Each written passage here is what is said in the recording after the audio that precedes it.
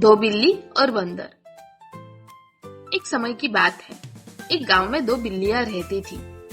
वे दोनों बहुत अच्छी दोस्त थी और हमेशा साथ खेलती कूदती थी।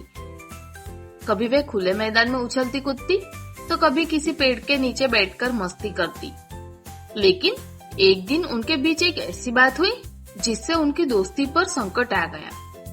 एक दिन बिल्लियां गांव में घूम रही थी कि अचानक उन्हें एक ताजा और गोल गोल रोटी दिखी। वे दोनों बहुत खुश हो गई। वाह, हमें खाने के लिए स्वादिष्ट रोटी मिल गई। पहली बिल्ली ने खुशी से कहा। हाँ, लेकिन यह रोटी किसकी होगी? दूसरी बिल्ली ने सोचा। बस यही से समस्या शुरू हो गई। पहली बिल्ली बोली, मैंने इसे पहले देखा तो यह मेरी है।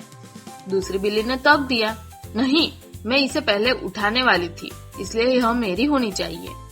धीरे धीरे उनकी बहस तेज हो गई और वे झगड़ने लगी। दोनों रोटी को अपनी अपनी ओर खींचने लगी, लेकिन किसी नतीजे पर नहीं पहुंची। वे चाहती थी कि रोटी बराबर हिस्सों में बंट जाए, लेकिन कैसे? तभी पास के एक पेड़ पर बैठा एक चालाक बंदर उनकी बहस सुन रहा था। वह बड़ी ही दिलचस्पी से बिल्लियों को झगड़ते देख रहा था। उसके दिमाग में एक शरारती योजना आई। वह झट से पेड़ से नीचे उतरा और बोला, अरे तुम दोनों क्यों झगड़ रही हो? मैं तुम्हारी मदद कर सकता हूँ। मैं इस रोटी को बराबर बराबर बांट दूंगा ताकि तुम दोनों को समान हिस्सा मिल सके। बिल्लियां सोच में पड़ गई। वे बंदर को एक बुद्धिमान जानवर समझती थी, इसलिए उन्होंने उसकी बात मान ली और रोटी उसे दे दी। बंदर ने रोटी के दो टुकड़े किए, लेकिन उसने जानबूझकर एक टुकड़ा बड़ा और दूसरा छोटा रखा। वह सिर हिलाते हुए बोला, अरे ये तो बराबर नहीं हुए। फिर उसने बड़े टुकड़े को थोड़ा खा लिया और छोटा टुकड़ा बड़ा दिखने लगा।